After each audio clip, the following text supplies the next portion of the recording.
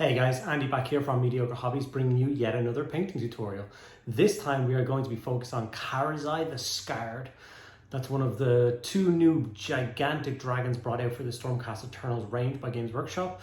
And I'm going to show you guys how to get that model painted up using contrast, a couple of dry brushes, absolutely no hassle at all, and you'll be able to put that stunning dragon fully painted into your collection.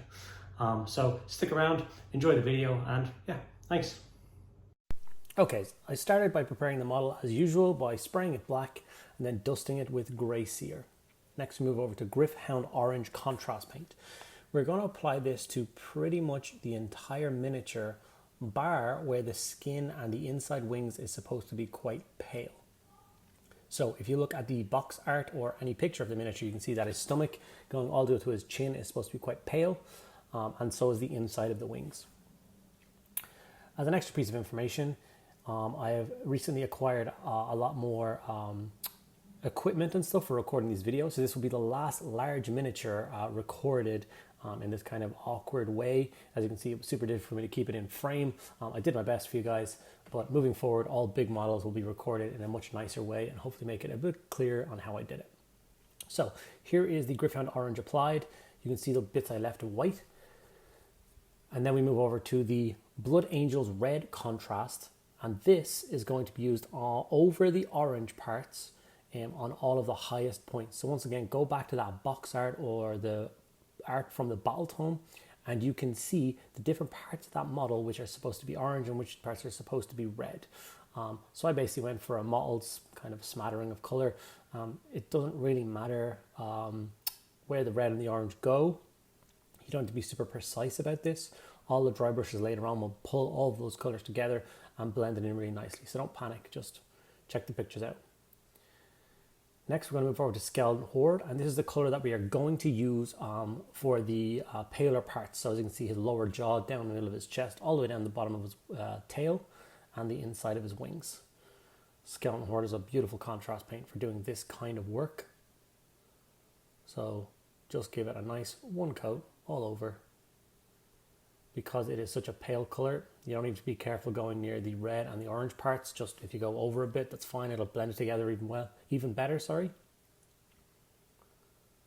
can get this step done in about 30 seconds. Once again, don't worry about the beard or any of that weird hair bit that the dragon has. That's one of the last steps we'll be doing, is tackling that.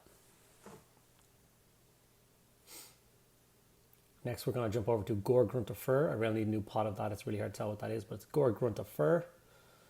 And we are going to use this for all of those armored panels that run down the spine of the dragon. And then he has a couple of extra armored panels kind of on his shoulders and some parts on his legs. So take your time. Once again, if you need to go back to the box art and find out where all of these colors are, go for it.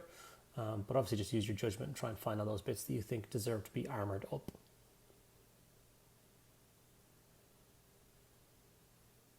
This is the model with all of the contrast paints applied.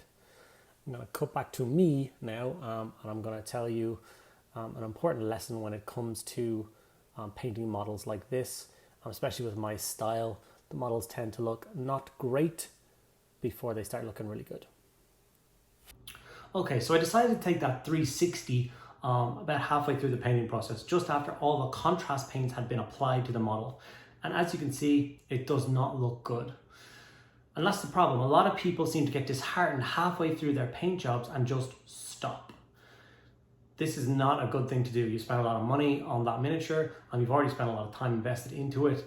Do yourself a favor and persevere, follow through. I promise you, by the end of painting the model, you will have something that you'll be super proud of and you'll be more than happy to put on a tabletop and play some games with. So stick around to the end of the video and see what I do with this model from here until the final product. Enjoy. So now that all of the contrasts are fully dried, it's time to begin the dry brushing stage. So Evil Sun Scarlet is going to be the first color we choose, and we are going to dry brush up basically all of the orange and red parts quite lightly, but quite a few passes. As you can see, there's not a lot of change, but the more you do it, the more you'll start to pick out the red. And once again, I know the colors kind of look a little bit mottled and look a little bit strange, but this is a 3 dry brush process. By the end of the dry brushing, all of the colors will blend together beautifully and it will look like a super cool dragon. So, like I said, the model is still quite orangey, and we want to pull it much more to the red side of the color as he is depicted in his artwork and stuff. From here, we are going to jump over to Kindle Flame. Don't know why the camera's not focusing on the paints today, but anyway, Kindle Flame. And we are going to go over all of the bits we just did with the red again, lighter with the Kindle Flame. So anywhere you've already hit with the Evil Sun Scarlet, you're going to hit with the Kindle Flame. This color is going to seem quite stark, quite a large jump in color, pushing it to kind of more of a pinky tone. But the last dry brush will alleviate any worries that you have.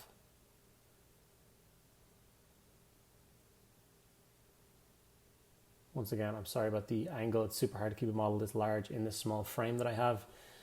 Future videos will not have this issue.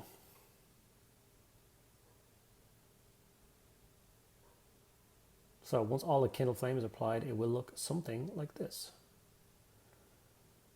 As you can see, it's quite a difference. All those colors are starting to get pulled together and look like a natural skin tone, even though it's red.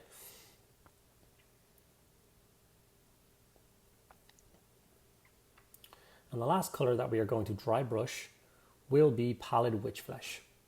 Now the difference with the Pallid Witch Flesh layer is we want to aim for the entire model with this. All of those pale inner wing bits and his jaw and his belly and stuff, we're going to hit with the Pallid Witch Flesh, as well as all of those red and orange steps. So this is a dry brush that you need to go quite light on. You're just trying to catch all of those lines and creases and on those leathery wings and all of those scales. All it does is make all of the detail on the miniature pop. You can see that I'm only going in one direction. None of this back and forward stuff. To me, that leaves weird streaks and stuff. I prefer the kind of one direction approach, going against the detail you're trying to dry brush. So scales and wings and stuff. And once you've done the Pallid Witch Flesh all over it, it should look something like this. I think that's made quite a large difference. When I got to this point and looked at the model like this, I was like, maybe I should get myself a smog. I mean, I think I nailed the color for smog on that bit there. Be super quick and easy to do. And as you can see, I brought all the white bits up as well, and the inside of the wings, which for some reason I decided not to show off. Okay, now on to Ultron Grey. The purpose of this is to water it down just a tiny bit, and then you're going to paint in all of his scar, all of those kind of like electric streak going up his neck and across his face, and we're going to fill in that with Ultron Grey. You do not need to be super careful. It does not need to be in exactly the same thickness of line. You just need to fill in as much as possible with the Ultron Grey. This is a slightly tedious step, but it's going to be super important for making that scar pop later on. So Ultron Grey in the entire neck part. And once that's been applied, we're going to very cheekily go over to Carrier Crimson and then paint over all the Ultron Grey. I also overshoot the cracks. I go along the edges and stuff like that in quite a thick coat. And that acts to like accentuate the scar, add it look like the scales and the skin around the scar is also quite sore and quite damaged, and really help to make the scar stand out. It was a super easy process. On the box, details like that look like they can be quite complicated, and people kind of worry that they're not going to be able to do it. A couple of tips and tricks, and you can have yourself a really nice scar that looks quite similar to the scar on the box.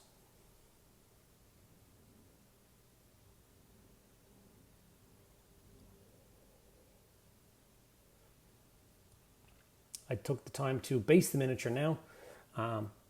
It's just a quick brown scheme. It's based on one of the videos I did for basing my miniatures. Just because I want to be working on the nails and stuff soon, so I need to get the base out of the way.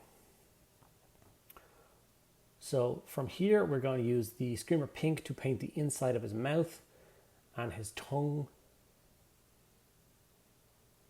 This is one of those steps that I need to paint the teeth, but there's a different order to painting, so make sure you paint the inside of the mouth before you then go and try and paint the teeth. If you do it the other way around, you'll inevitably get Screamer Pink all over the teeth and have to go back and touch all that up.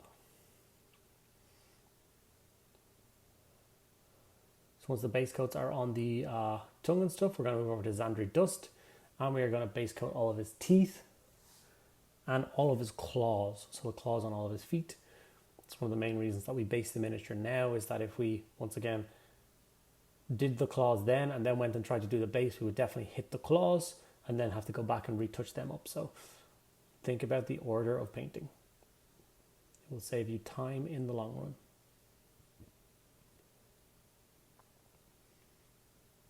And there you can see all the claws done, and the teeth and the mouth. The inside of the wing you can finally see. I think it looks really good.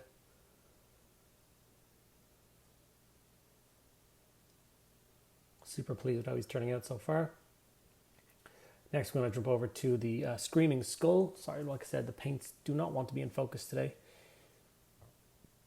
And we are going to layer up all of the teeth, just adding a little highlight to the tips of all the teeth.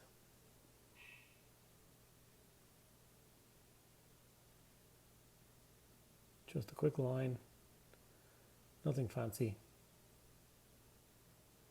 We will also follow through and do this technique on all of the claws on the dragon as well. Just a quick, simple highlight. Okay, now we're going to move over to Lothern Blue. I'm using the finest pointed brush that I have. I'm going to water down the Lothern Blue just a touch, and then I'm going to paint the eyeballs of the dragon with the blue color. This was a really difficult thing to do, not because of the size of the eye, but just trying to hold an entire dragon and keep it steady whilst painting in the eye was a little bit tricky, but take your time and don't worry too much. From here, we moved over to Pink Horror, and we use this to layer up the tongue of the dragon. Other models where I use this technique, where they have the maw that's really open, I would go in and do like the inside of the mouth and the gums and stuff. You can't see any of that with this miniature. The only bit that's sticking out is his tongue. So a tiny bit of Pink Horror, a few lines across the tongue will make all the difference.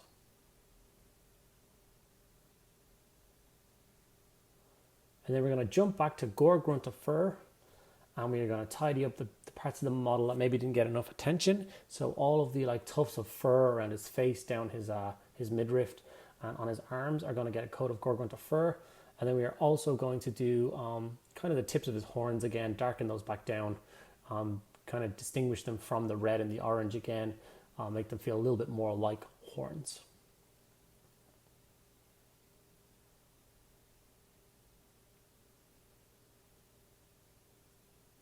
I've added the grass flock, and this is the final result of painting Karazai the Scarred. Super cool, interesting project. I love doing it. I'd say it took maybe 4 or 5 hours of painting to get this guy done and ready for the tabletop. I will be doing his big brother in a future video, hopefully with the better equipment, and get that out to you as well, so you guys will be able to paint both dragons from my channel. I'd like to thank you guys for watching the video to the end. If you enjoyed what you saw here, remember to subscribe, like the video, and drop a comment if you have any questions about anything that I did here today. Until next time, guys. Bye.